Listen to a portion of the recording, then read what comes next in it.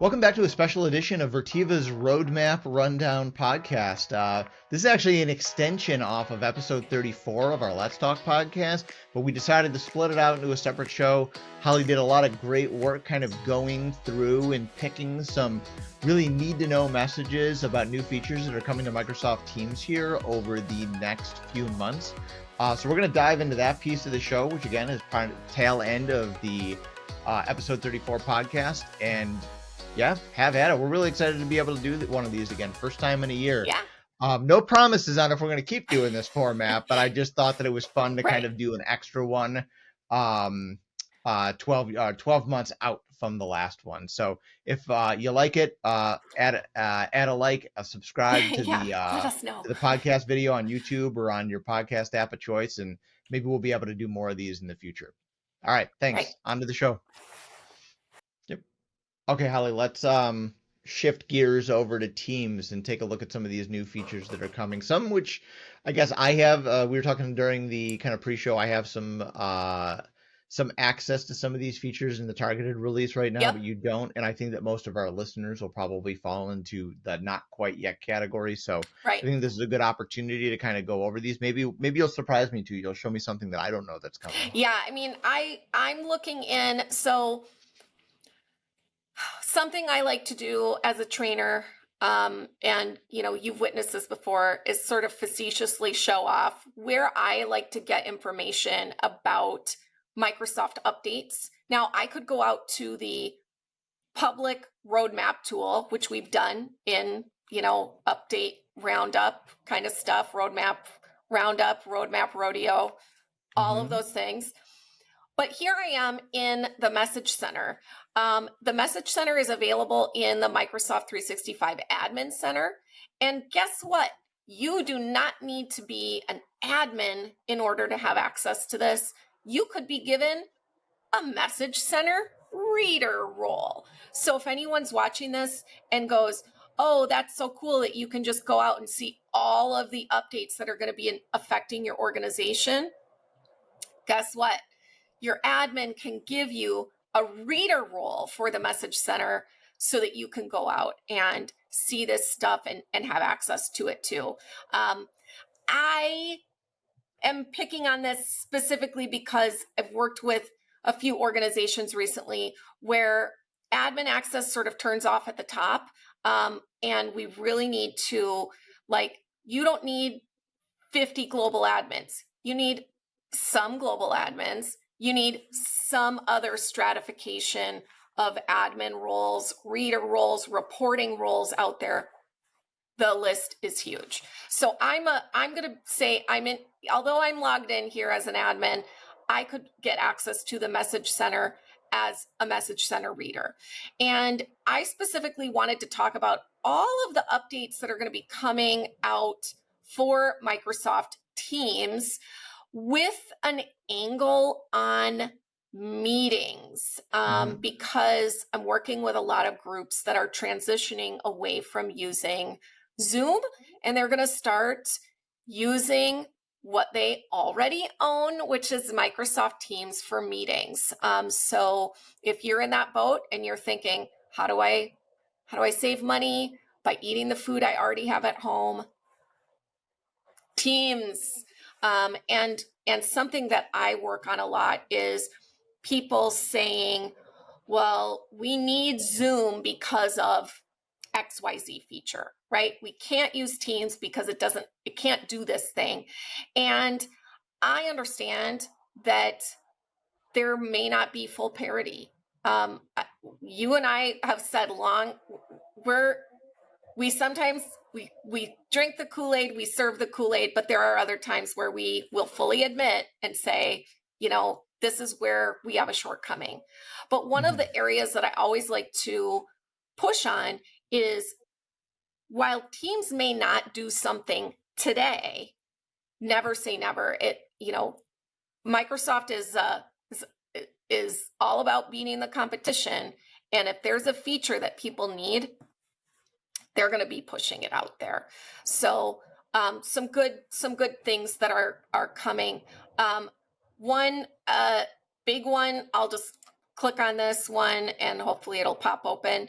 Coming soon, we are going to be able to, starting in October 2025, if you're a desktop user in Teams, so if you're joining through a web browser, it won't be there yet, but we're going to be able to request annotation.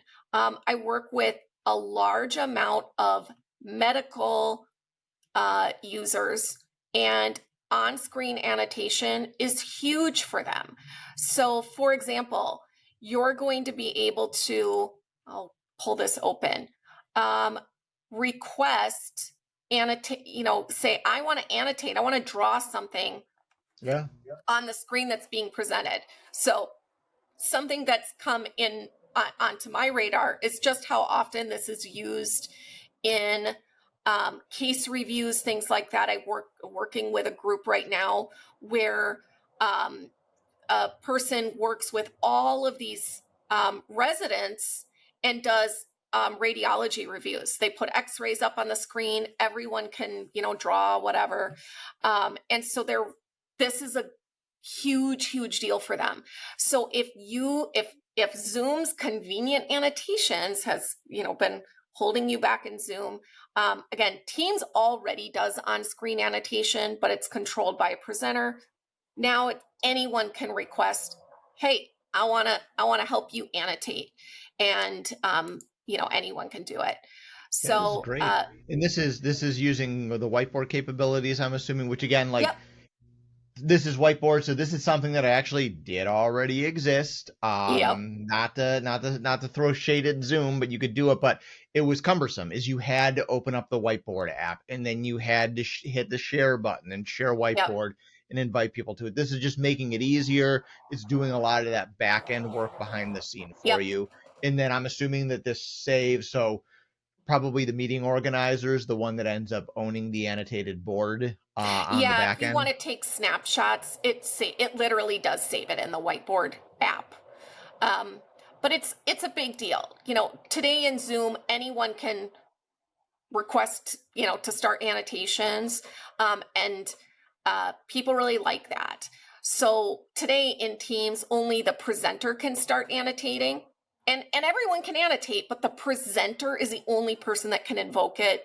Now anyone can say, hey, we want to draw on the screen. So that's a good one. So and we're not going to go through all of these, but there are, like, as you can see, I mean, look at the sheer amount of updates that are coming. Anything from something very minor to anything major in your organization. But this is a big one as well that I wanted to call out, organizer controls. So today, if you are hosting a Teams meeting or you're the organizer of a meeting, as long as you have the role of a presenter, you can manage your audience. And I think while it's really capable tool, it's not well consolidated. It's sort of scattered across the meeting controls, how you manage your audience. So now they're going to be doing a and again, general availability worldwide, expects to be completed by the end of September. But basically, as long as people can have the presenter role, there will be a new controls float. So you'll see this controls where you can enable or disable a lobby, choose what your participants in the meetings can do. And if you have a premium license, you may have some advanced protections that you can use. So if you've previously struggled to find all of these things that you can do, you can now just see them from the control, your meeting controls. There will be a controls float that you can click on. This is something that I think people that use other meetings, web meeting services, maybe they feel that they just have more control over their audience, but it's not necessarily that the capabilities aren't there in Teams. It just isn't consolidated in this one spot. So Yeah, I hope they've this is been a welcome change. I know it will be for me, but I think they've this been is, kind of hidden, like you said, like yeah, they're hard just to not find. easy to reach. Like in the past, like I've, you and I have done a lot of workshops, whether together or on our own, and like you would have to set a lot of this stuff up in kind of like the meeting options before the meeting even Yep, started, and then you couldn't really play with it while the meeting was going on. I've actually had access to this feature for about 2 weeks now in a targeted release, and yep, it has been very helpful. So like for whatever reason, I have a couple of meetings where, I have to admit people through the lobby. That is not a setting that I have set in Teams. So Microsoft, if you're listening, I'd love to know why it's forcing people into a lobby and I'm not making that decision, telling it that I wanted to. But this new feature has allowed me to turn off the lobby right. without having to actually go into the meeting options where it's not set anyways to let people actually get in. Right. But And I've had times where I love being able to get myself ready in kind of that green room state.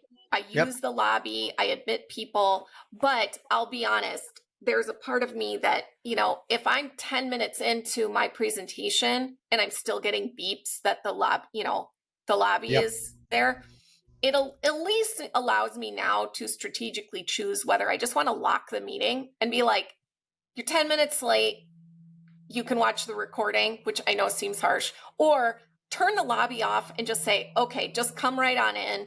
Um, Yep. but it depends on the meeting, right? A lot of this comes down to how much control do you need over who's joining. Um, I love and the ability there too. So you're talking about just kind of you're in the middle of a workshop, you've got people joining late, taking away the ability for people to unmute themselves when they come in is that's a really nice feature. Yep, Same thing like too, you don't want people screen sharing, maybe you don't want people to turn their cameras on automatically. Just right, having a little bit more control depending on the environment that you're in. Like we certainly don't want to tell people that they can't be collaborative in a meeting, but I think it depends on kind of what you're trying to do. Like if you're in a right, webinar, you don't want people interrupting that 45-minute webinar because there's a lot of content and value that you have to get through for right. for the people that are sitting in. Yeah, this is really just. I think this is something people have been asking for. Now, I spend a lot of time working with people, training them on how to, you know, what is an organizer, what is a co-organizer, how do you Yep. restrict presenting, things like that. This seriously simplifies it. I absolutely love it. um, because today I still get people very confused over why by default everyone can present in a Teams meeting, Hmm. right? Whereas I think Zoom and WebEx is very like you really needed to choose, or some roles in the meeting were very inherent. So this, I think, puts it in a more plain language. Like, do you want people to be able to share their screen or not? You know, it's up to you. So I love this. I'm looking forward to this being out. I'm working with a group right now that I as soon as I tell them this is coming, they're going to be overjoyed. Um, Another one I wanted to call out is the countdown timer. This one is also really a great feature. I'm really looking forward to it. Here, I'll pop open an image of Yeah. what this is going to look like. Basically, every meeting will come with a timer. Now, my understanding is that it does not just start a timer at the start of your meeting and run till the end. You actually can put time on the timer. Yep. So, a good example would be you have a 30-minute meeting, start a 20-minute timer, and say as soon as this timer runs out, we're going to start wrapping up. You can opt to hide or show it in your meeting, so whether you use it or not, but great for facilitators of large meetings, great for standing status meetings, things like that.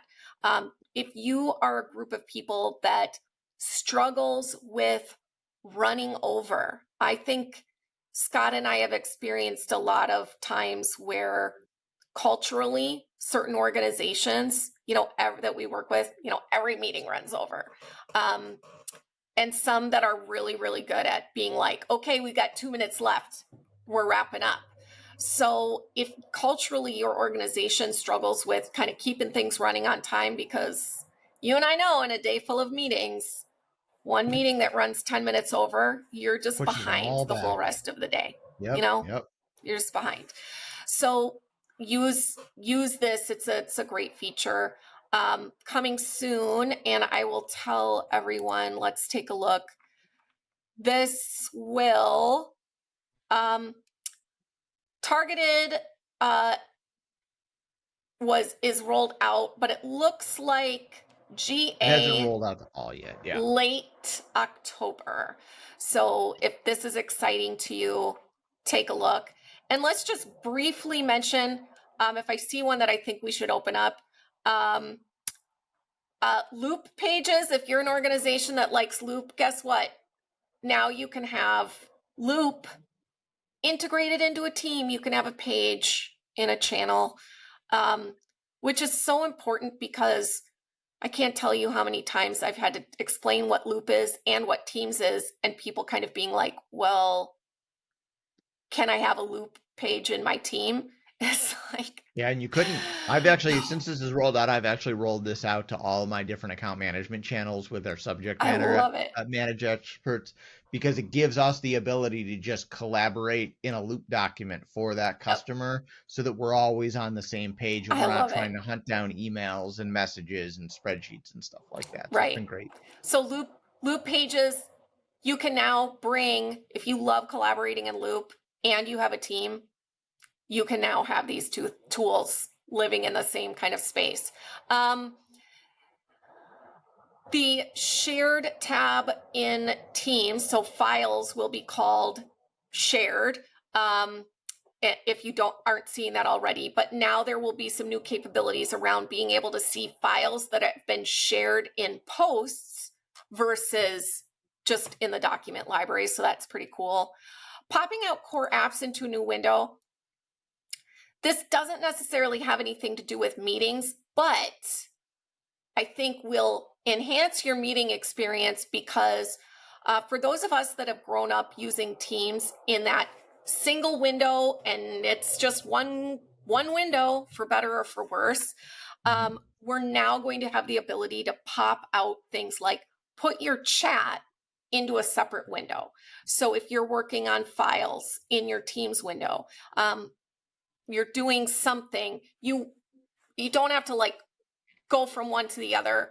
Big gripe that I've heard from Teams trainings, since now, but you'll be able to right click on an app like chat and put it in its own window. And again, GA looks like early December. This has been timelined, changed. Quite a few times, yeah.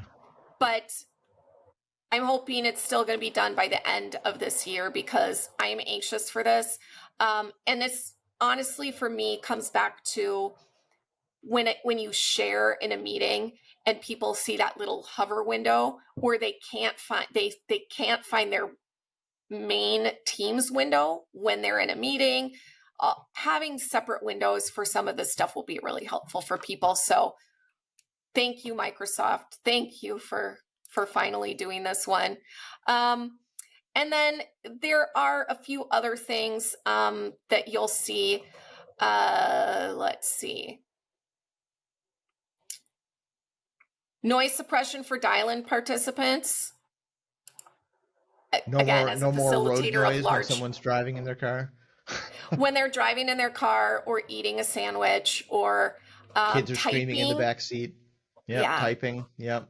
So today, if you use Teams audio, the web audio, noise suppression, it's great. But if you dial in on a phone handset, Teams has no ability to manage that audio other than to digitally mute you.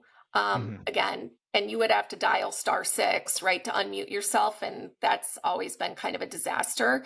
So at least now we're going to get a little bit of the benefit of the, audio refinement on people that use the dial-in numbers on Teams. Awesome. Yep. So I, again, won't go through all of these, but there are quite a bit of things that are new to Teams. And I just would encourage everyone to go out and take a look either at the Microsoft 365 roadmap for Teams and just do general availability. If you're not sure what update channel you're on, general availability on worldwide tenants typically is going to speak to a majority of people. But it's really worth taking a look. And if you're thinking, I love this message center, how do I get access to it? One of your admins who can manage users needs to give you a message center reader role. And that's kind of my Johnny Appleseed moment. I want as many report readers and message center readers out there in the world as possible, because it's really important for change management. So if your interest is piqued and you're like, whoa, there's so much cool stuff, I wish she clicked on that, you're gonna have to go out and get that message center reader role. Well, this was awesome, Holly. You timed this up perfectly with about 1 year since the last time we did a roadmap rundown show, and then we shelved it because the podcasting got a little bit too intense last year, and we were doing a little bit too much of them, and there was just way too much going on. So it was great to be able to do one of these again. So yeah, I appreciate you adding this flavor to the traditional podcast. I think what I may even do is split this into like a special podcast for maybe we'll release it a day later for folks that listen to the regular one as well. But this was great. There's tons, and honestly, if you are wondering, like, whoa, there's so many updates I didn't know about, the dam will burst, as it does every year with Ignite. So if you can get a message center reader role before November, you are going to be able to see all of the announcements as they start to get put into production in the message center. And I guarantee you there's going to be tons of announcements out of Ignite, not only in the AI space, but for all of the other apps you know and love. And I'm always there for it. So I think it's going to be worth people just, get on the trail right now. So get your message center role, bookmark that Microsoft 365 roadmap page, because come the end of November, there will be a new massive batch of updates coming. Oh, for sure. And I'm already preparing for it by looking in message center to the roadmap myself, kind of getting an early bead on what to expect. But even like the Copilot Expeditionary workshop that we do at Virteva, like that relies so heavily on being very tuned in to the roadmap and what's coming to make sure that we know more than a customer knows, so that we can educate them on what's coming. Right. But it requires, you and I it's our job to know, essentially, right? We've got to know, but it doesn't mean that you can't be curious. It doesn't mean that you can't, I truly believe if you manage a tenant or operationally are a part of change management or whatever, this needs to be on your radar, these updates, because I can't tell you how many times I hear people say, well, the last time we tried Teams, it didn't do, XYZ. And their knowledge of Teams froze in that moment, right? And that's a year ago. Teams is every year, it's like a brand new product practically. So it's always worth dusting off and getting to know not only what it can do today, but what's going to be happening in the next 6 months, because something that you think it can't do, it may already be on the roadmap. All right, Holly. Well, thanks again for being here. And thanks again for, putting the time in to research all these new features coming. The teams really appreciate it. Looking forward to having you on again in the future. Absolutely. Thanks again for tuning in this month. If you want to learn more about what we talked about today, you can visit the links in the show notes. If you have questions or need help with implementing or managing your day-to-day IT services, Virteva is a leading Microsoft solutions partner and a managed security and IT service provider. We're here to help. You can contact us by emailing us at letstalk@virteva.com or by visiting our website at www.virteva.com. Thanks again for tuning in, and if you made it this far, please don't forget to hit those like and subscribe buttons. It really helps out the channel. Have a great day. Take it easy.